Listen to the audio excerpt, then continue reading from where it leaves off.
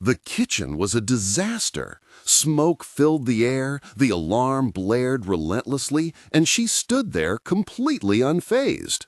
"I can leave, you know," she said casually, slicing into a pear with a precision that seemed almost performative, like she was filming some cooking show segment instead of standing in our chaotic kitchen. Men had begged her to marry them, or so she often reminded me. Meanwhile, I was flapping a wet towel under the smoke detector like a panicked bird trying to escape a storm. The smell of burnt onions and something deeper, betrayal, hung heavy in the air. She looked calm, almost radiant, wrapped in that silk robe she only wore when she wanted to feel untouchable, like when an old flame from college messaged her late at night, or when strangers complimented her in the parking lot. I didn't say anything right away. My mind stuttered over her words, struggling to process them. She probably expected panic, a desperate plea for her to stay. Instead, I pointed toward the front door and said, "Great, exit's right there." Her eyes flickered, slow and calculating, as if she were deciding whether I was serious or just broken. Then she laughed, not loud, not cruel, but amused, as though I'd just performed a cute trick she hadn't seen coming. "I mean it," I added softly. "If that's how you feel, don't let the door get sentimental." She turned on her heel and walked out of the room, not through the door, not yet, but tossed one last comment over her shoulder. "You always ruin dinner." It should have been just another jab, another insult to add to the growing pile between us. But something shifted in that moment. The atmosphere changed, subtle but undeniable. This wasn't just another bad evening. This was the point where I would later realize I had stopped being her partner and become something else entirely, a placeholder. The casserole was now blackened beyond recognition, and the smoke alarm finally fell silent. But my hands wouldn't stop shaking. Later that night, while she showered and hummed as if nothing had happened, I found myself sitting on the couch staring at her laptop. I hadn't intended to snoop. Honestly, I hadn't planned it at all. But when I picked up the device, it was already open, glowing invitingly, logged in and waiting. It felt like it wanted me to see what was inside. There were 14 tabs open. 4 were work-related, blueprints, interior renderings, supplier invoices, all normal enough. But then came the 5th tab, and it hit me like a punch to the chest. Weekend getaways for 2, no ID required. At first, I thought it might be a mistake, maybe a random ad or a joke. But the next tab confirmed my worst fears. Luxury cabin rentals, couple discounts. And the one after that? How to break the news to your husband without feeling guilty. My breath caught in my throat. My hand hovered over the trackpad, trembling. I wasn't ready to look, but I clicked anyway. The article wasn't subtle.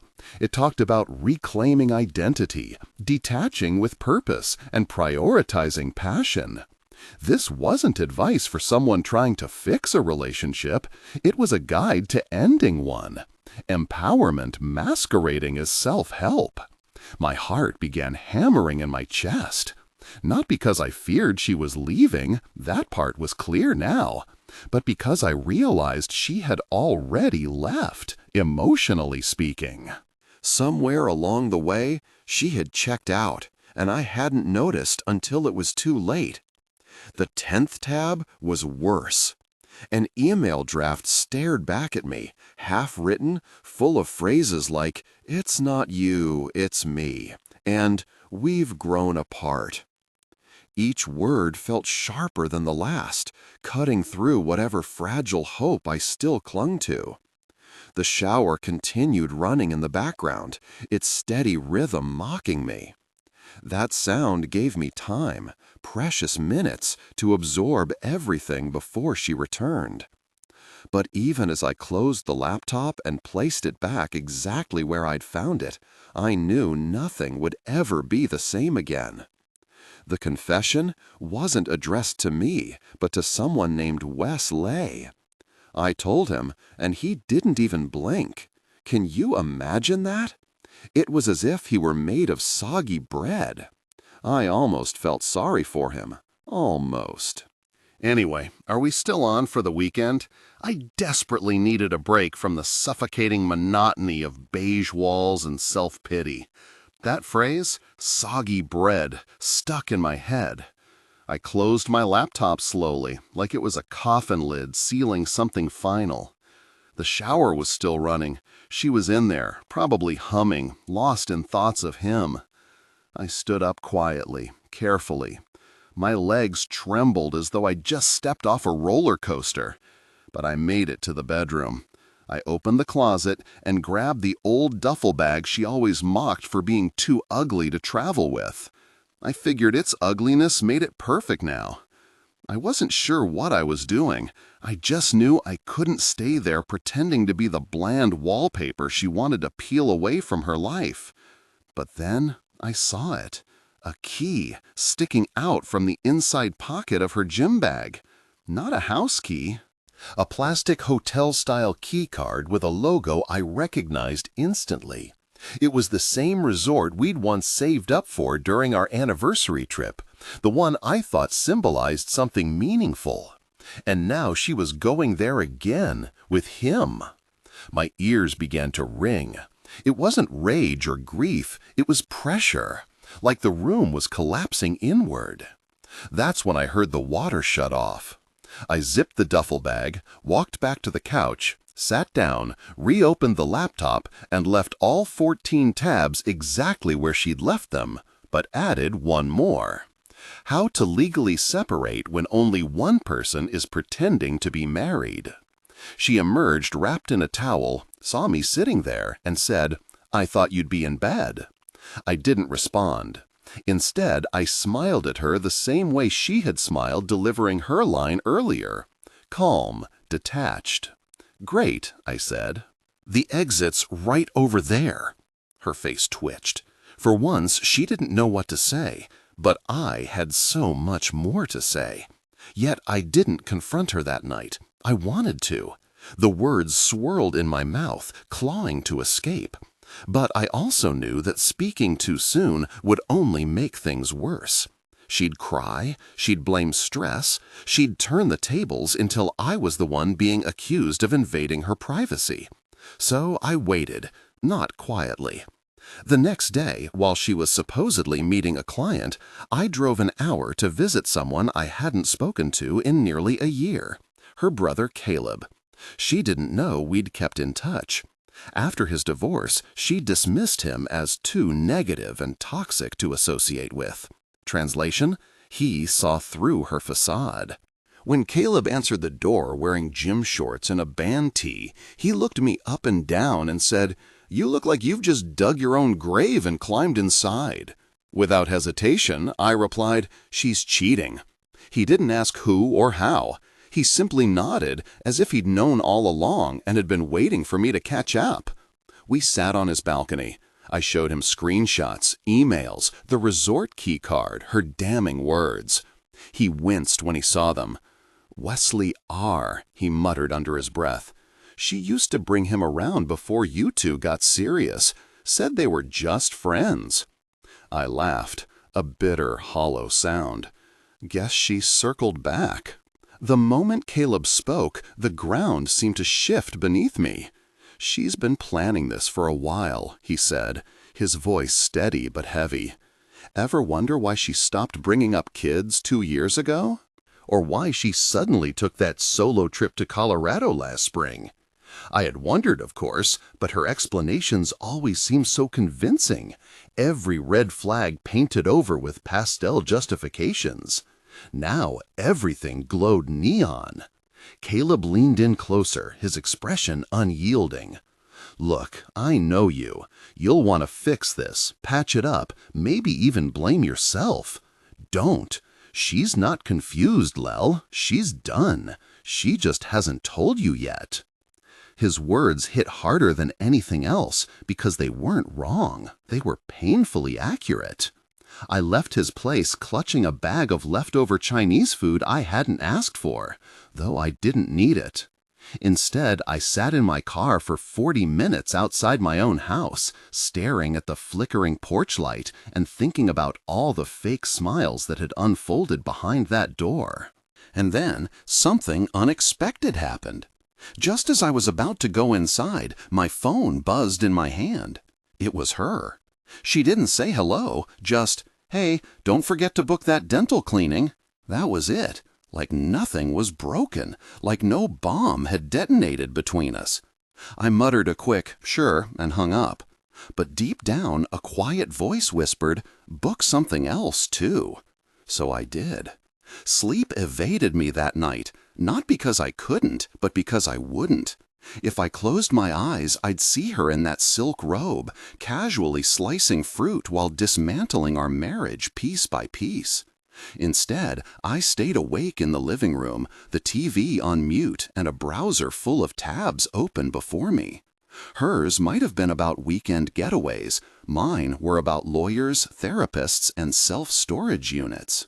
By sunrise, I had booked 3 things: a consultation with a divorce attorney named Dana Walters, a session with a therapist I hadn't seen since my dad passed, and perhaps the most emotionally taxing, a 10 by 10 storage unit with climate control and 24-hour access. I stared at the confirmation email for that last one longer than I should have. There was something final about it, like I'd silently acknowledged that my home was no longer truly mine. It was now just a space I shared with someone who had already emotionally moved on, with another man. When Brita woke up, she acted as if everything was perfectly fine. She poured coffee, asked if I wanted eggs, and wore a sweatshirt from our trip to Big Bear. For a moment, it almost worked. Almost. I watched her pour almond milk into her mug and hum along to a song on her phone, and I had to bite my tongue to keep from screaming. How could she act like nothing was falling apart? Instead, I simply said, "I might work late." She didn't ask why. She just nodded and replied, "Cool, I have yoga anyway." Yoga? That was her new excuse. Not even creative. And if Wesley R. was flexible enough, I bet she wasn't even lying. At exactly 2:15 p.m., I found myself sitting across from Dana Walters, whose eyes carried the weight of every ugly truth she'd witnessed twice and remained unimpressed. I told her everything. The years of gradual disconnect weighed heavily on me. It wasn't just the emails or the key card, it was everything. Britt had stopped asking about my day, stopped kissing me goodnight. She rolled her eyes when I spoke too long and flinched at even the smallest touch in public. When I shared this with Dana, she nodded thoughtfully, jotting down notes before saying, "Emotional neglect is real. Courts take that seriously now." Her words felt like a lifeline, but what followed hit harder. Dana ran a background check on recent resort bookings under Wesley's name, something she assured me could be done legally through directory tools. His name didn't show up once, but Britt's did twice, linked to 2 different male guests. The room seemed to tilt beneath me as if the ground might collapse. Dana looked up slowly and asked, "Are you sure it's just one guy?" I couldn't respond, not because I was in denial, but because deep down I'd already suspected something. Now it had form, clarity, 2 men. That night, I didn't go home. Instead, I drove to a dingy motel off the highway. Sitting there, staring at peeling wallpaper, I realized I was married to someone who hadn't merely betrayed me. She'd replaced me with options. Like I was an old coat discarded whenever it no longer suited her needs. And the worst part? She probably still thought I had no idea. The next morning, I returned home before she could question where I'd been. I walked in casually, holding a paper coffee cup, pretending nothing had changed. As though I hadn't discovered she'd booked romantic getaways with not 1, but 2 other men. She blinked, surprised, as if she hadn't expected me back so soon, or at all. "Everything okay?" she asked, her voice carefully neutral, like she was trying not to provoke anything. "Couldn't sleep," I said. "Went for a drive. Stayed at a motel. Needed space to clear my head." She nodded too quickly. "Oh, well, I figured maybe work kept you late." I smiled, pretending to believe her. I was getting frighteningly good at faking it. Later that afternoon, I left work early. I parked 3 blocks away from the yoga studio. Every Thursday at 6 p.m., she claimed to attend class. I waited, watching, not out of obsession, but as someone who'd been lied to and manipulated so often that he began doubting his own instincts. But she never went inside. Instead, she strolled past the studio in her yoga gear, pretending to carry a mat under her arm, and climbed into the passenger seat of a gray Audi SUV. I didn't recognize the driver. He leaned over and kissed her. For a moment I closed my eyes, hoping the scene would vanish when I opened them again. They drove off, and I followed at a distance, careful not to draw attention. My hands gripped the steering wheel, slick with sweat, my throat dry. This wasn't some movie plot, it was real life, and I was the fool who once believed loyalty meant something to her. They ended up at a quaint wine bar downtown, dimly lit with candles flickering atop tables made of reclaimed wood. The menu sprawled like a novel, filled with descriptions of obscure vintages. I parked across the street, staying far enough to avoid detection, but close enough to observe. From my vantage point, I watched them laugh, sip wine, and share easy conversation, as though they were living a life completely separate from the one I thought we shared. She appeared genuinely happy, reminiscent of the joy she radiated after our wedding, when we sneaked into an expensive rooftop restaurant despite not being able to afford it. That sparkle in her eyes had long vanished when looking at me. I reached for my phone and captured a few photos, not to share or post, but to validate my reality, to confirm the betrayal wasn't imagined. An hour later, they emerged. His hand rested possessively on her lower back, and she didn't resist. They drove away, but this time I stayed put. It was enough.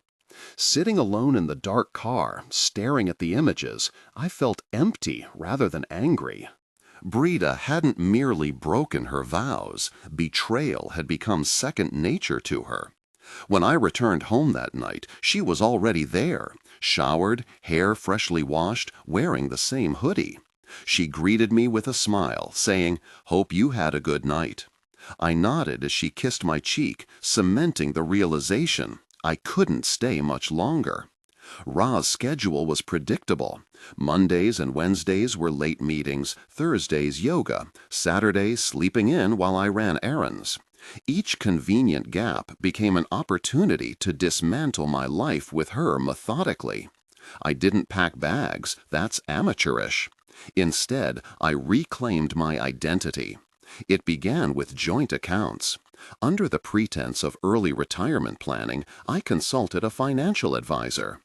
What I truly sought was guidance on discreetly transferring my direct deposits and savings without alerting her. He provided the blueprint, which I executed precisely. Next came insurance policies.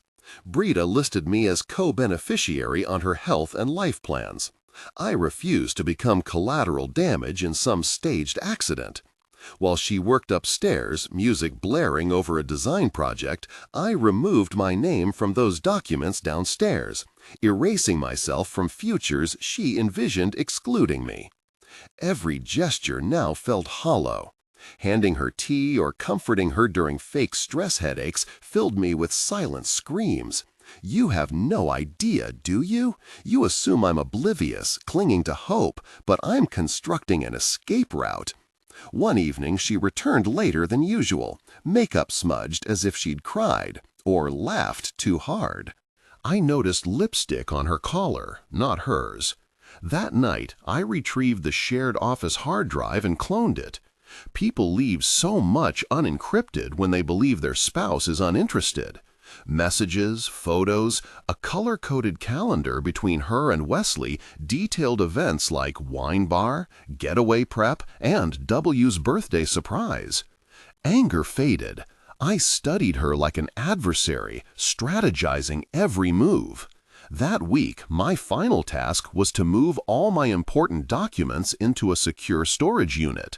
I packed my birth certificate, passport, business files, and anything personal into the climate-controlled space I'd rented under a fake company name. It was discreet, safe, and completely hidden from her. Even the bin holding our wedding album got a blanket draped over it, not because I cared about it, but because I didn't trust her not to destroy it out of guilt if she found it. The next morning, as I prepared to leave for work, she kissed me goodbye. "You've been so quiet lately," she said. "Is everything okay?" I forced a smile. "Better than ever." She turned back toward the house, phone already in hand, texting someone unknown.